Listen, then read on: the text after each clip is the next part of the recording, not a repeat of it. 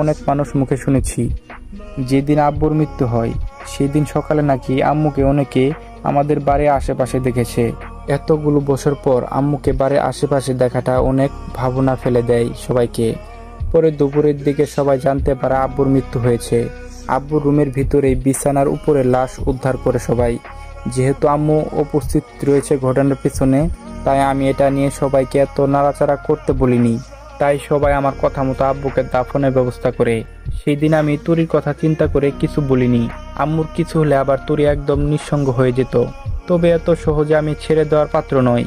এখন দেশে এসেছি, অনেক সময় নিয়ে মূল ঘটনার মূল রহস্য বের করব। আম্মুর প্রতি আমার আগে থেকে ঘৃণার পাহাড় জন্মে আছে। এর কঠিন জবাব দিতে হবে তাকে। শুধু তরির বিয়েটা কোনো রকম হয়ে যাক। মেয়েটা কথায় চমকে উঠলাম। আপনি যখন আপনার নামই বলবেন না, আমার নামটা বলছি, আমি মেঘা। আমি অনেকটা চমকে উঠলাম। মেয়েটার নামটা আমার নামের সাথে অদ্ভুতভাবে মিলে গেল। আমার মুখ ফসকে বের হয়ে গেল, আমি মেঘ। মেয়েটা একটু মুচকে হেসে বলল, রসিকতা করছেন আমার সাথে? আমি বললাম, কেন, জন্ম নিবন্ধনে কার্ড দেখাতে হবে নাকি? থাক, তার কোনো প্রয়োজন নেই। রক্ষু স্বভাবের মানুষরা সহজেই মিথ্যা বলে না। কথাটা বলেই সে জিভে কামড় দিল। আমি রাগী দৃষ্টি নিয়ে মেয়েটার দিকে তাকিয়ে রইলাম। মেয়েটার মুখে ভেসে উঠল এক অদ্ভুত ছাপ, ভয় আর চাপা মুচকি হাসি। এই প্রথম এরকম কোনো দৃশ্যর সম্মুখীন হয়েছি। এরকম মুখের দৃশ্য আজও কাউকে করতে দেখিনি। এই দৃশ্যটা একটা নাম দেওয়া যাক, মেঘ মিলন।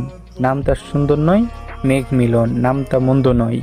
আমার মতন করে নামটা বিশ্লেষণ করলে যার উত্তর দাঁড়াবে মেঘার মুখে যে এক দুটো অদ্ভুত দৃশ্য মিল হয়েছে, তাই নামটা হয়েছে মেঘ মিলন। যদিও আমি কবি বা সাহিত্যিক না, তবে মায়াবতী দেখলে সায়েন্টিস্টটাও কবি হয়ে যায়। কি অদ্ভুত সব কিছু। মেয়েটাকে নিয়ে এইটুকু সময়ের ভেতর যতটুকু ভাবলাম, আমার নিজেকে নিয়েও কখনো এতটা ভাবিনি।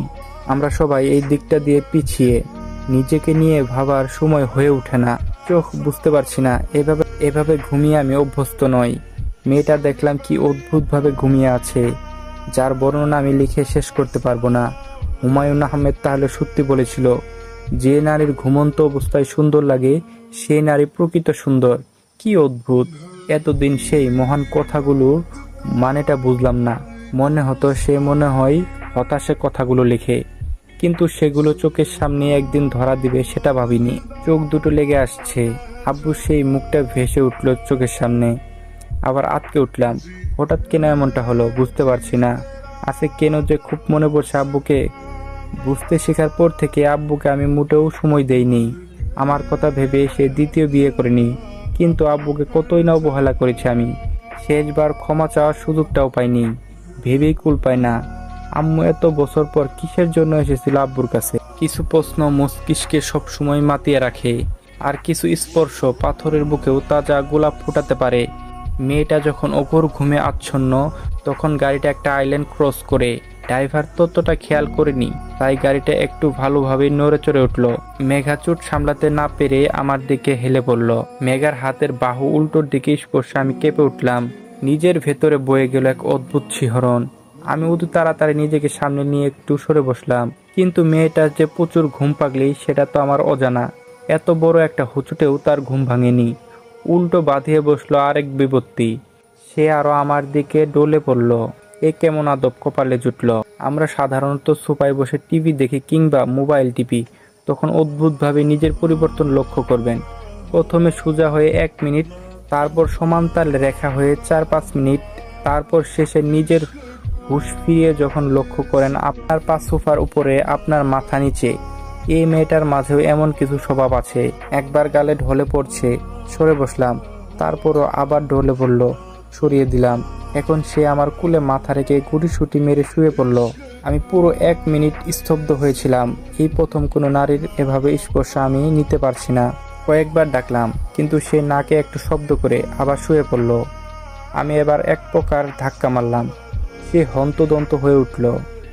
উঠেই তো জিভে কামড় দিয়ে সেই বিখ্যাত মুচকি হাসি হেসে 2 হাত লুকালো। তবে তার লজ্জা আর হাসি মাখা মুখে এই মেঘ আর শান্ত হচ্ছে না। তাকে কিছু কথা শোনানো আমার উপর দায়িত্ব হয়ে পড়ল। আমি বললাম, হেই ইউ, কমন সেন্স নেই? মেঘা বলল, আসলে সরি, আমি বুঝতে পারিনি। আমি বললাম, না কিসের সরি, এটা কোনো ভদ্রতার মাঝে পড়ে? মেয়েটা একটু থমকে গেল। আসলে ভুলটা তার, আর আমি যেই কড়া কণ্ঠে কথা বলছি ভয় পাওয়ারই কথা। তবুও মেয়েটা আমতা আমতা করে বলল, দুদিন ধরে ঘুমাতে পারি না, তো তাই একটু বেশি ঘুমের মগ্ন হয়ে গিয়েছিলাম। মিথ্যা বলছেন কেন? দেখে মনে হচ্ছে এটা আপনার পুরনো অভ্যাস। আশ্চর্য, আপনি জানলেন কি করে? তার মানে অনুমান ঠিক ছিল? আসলে আমি বাসে উঠলে এভাবে ঘুমিয়ে পড়ি। আমি বললাম, কি সবার কোলে এভাবে ঘুমান? আরে ধ্যাত, কি বলছেন? আমার বান্ধবী প্রমা আমার সাথে সব সময় আসা যাওয়া করে। ওর একটা এক্সাম থাকার কারণে সে এবার আমার সাথে আসতে পারেনি। আমি তার কোলে সব সময় এভাবে ঘুমাতাম। আজকে সে আসার আগে অনেকবার সতর্ক করেছিল যেন কারো কোলে না ঘুমাই। কিন্তু একটা কথা কি জানেন, মানুষ অভ্যাসের দাস। ইটস ওকে, ইন ফিউচারে সাবধান। যখন আপনার বান্ধবী বিয়ে হয়ে যাবে তখন? সেটা তো ভাবিনি, মনে হচ্ছে নতুন অভ্যাস করতে হবে। আমি বললাম, তার আর দরকার নেই। এই অভ্যাসটা ছাড়ানোর জন্য আমার কাছে একটা বুদ্ধি আছে, চাইলে দিতে পারি। ওয়াও, প্লিজ তাড়াতাড়ি বলেন। আমি বললাম, বাসে ওঠার সময় 5 টাকা দিয়ে দড়ি কিনে নেবেন। সিটে বসার পর 2 হাত আর পুরো শরীর জানালা গ্রিলের সাথে বেঁধে রাখবেন। 2-3 বার ট্রাই করলে ইনশাল্লাহ আরোগ্য পেতে পারেন। ঠাট্টা করছেন? আমি বললাম, সঠিক যেটা সেটা বললাম। আজকে আমি ছিলাম, কাল অন্য কেউ থাকবে, তবে আমার মতো না। কেউ না তো কেউ সুযোগ নিবে। তখন হাজার কিছু করলেও সেই দাগটা মুছবে না। আশা করি কিছু বোঝাতে চেয়েছি, বুঝতে পেরেছেন? আচ্ছা, একটা জিনিস তো বাকি পড়ে আছে। কি? বাসের ভাড়া? আপনাকে তো টাকা দেওয়া হয়নি। আমাকে কি আপনার বাসের হেল্পার মনে হয়? তা কেন? আমি বললাম, তাহলে চুপচাপ বসে থাকেন। দেখুন, আমি পৃথিবীতে কারো পাওনা অপূর্ণ রেখে যেতে চাই না। আপনাকে টাকা নিতে হবে। ও তাই? তাহলে হিসেবটা হয়ে যাক। চার হিসাব। এই সিটের ভাড়া 500। আপনি 3 ঘন্টা যাবৎ আমার সাথে ছিলেন, টাকা দেননি। 500 টাকা সুদ, 3 ঘন্টায় 600 টাকা। তার চক্রবৃদ্ধি আছে, সুদ দেওয়া না অন্যায়। আচ্ছা, কত হয়েছে বলেন, তবু আমি দিয়ে দিই। যাওয়ার সময় হিসেব করে বলবো। ঠিক আছে। সময়টা কিভাবে কেটে গেল বুঝতে পারছি না। বাস থামলো একটা নদীর পাড়ে।